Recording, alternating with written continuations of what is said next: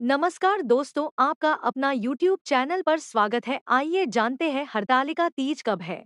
हरतालिका तीज व्रत नियम। इस व्रत को रखा तीज में जाता है, लेकिन इसका पारण चतुर्थी तिथि के सूर्योदय में किया जाता है।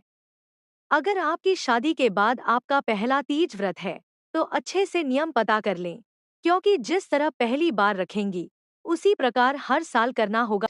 इस व्रत को एक बार रखा जाता है तो जीवन भर रखना होता है। किसी भी साल इसे छोड़ नहीं सकते हैं। तीज व्रत में अन्न, जल और फल 24 घंटे कुछ नहीं खाना होता है। इस व्रत को पूरी श्रद्धा भाव से करें और भगवान शिव पार्वती का जागरण करें और सोए नहीं। अगर आप बीमारी या किसी वजह से व्रत छोड़ रही है, तो आपको उद्यापन करना होगा या अपनी सास या देवरानी को व्रत देना होगा। हरतालिका तीज की कथा। कथा के अनुसार माता पार्वती ने भगवान शिव के लिए कठोर तपस्या की। माता पार्वती अपने कई जन्मों से भगवान शिव को पति के रूप में पाना चाहती थी। इसके लिए उन्होंने हिमालय पर्वत के गंगा तट पर बचपन से ही कठोर तपस्या शुरू की। माता पार्वती ने इस तप में अन्न और जल का त्याग कर दिया था। खाने में वे मात्र सूखे पत्ते चबाया करती थी। माता पार्वती की ऐसी हालत को देखकर उनके माता पिता बहुत दुखी हो गए थे।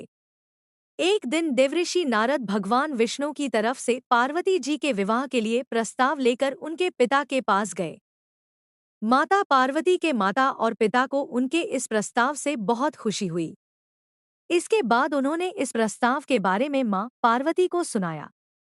माता पार्वती इस समाचार को पाकर बहुत दुखी हुईं, क्योंकि वो अपने मन में भगवान शिव को अपना पति मान चुकी थी। माता पार्वती ने अपनी सखी को अपनी समस्या बताई। माता पार्वती ने यह शादी का प्रस्ताव ठुकरा दिया।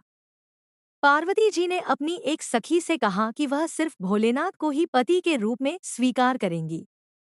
सखी की सलाह पर पार्वती जी ने घने वन में एक गुफा में भगवान शिव की आराधना की। भाद्रपद तृतीया शुक्ल के दिन हस्त नक्षत्र में पार्वती जी ने मिट्टी से शिवलिंग बनकर विधिवत पूजा की और रात भर जागरण किया। पार्वती जी के तप से खुश होकर भगवान शिव ने माता पार्वती को पत्नी के रूप में स्वीकार कर लिया था।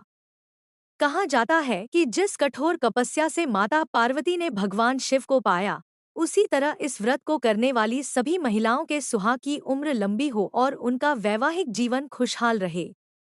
माना जाता है कि जो इस व्रत को पूरे विधि विधान और श्रद्धापूर्वक व्रत करती है, उन्हें इच्छानुसार वर की प्राप्ति होती है।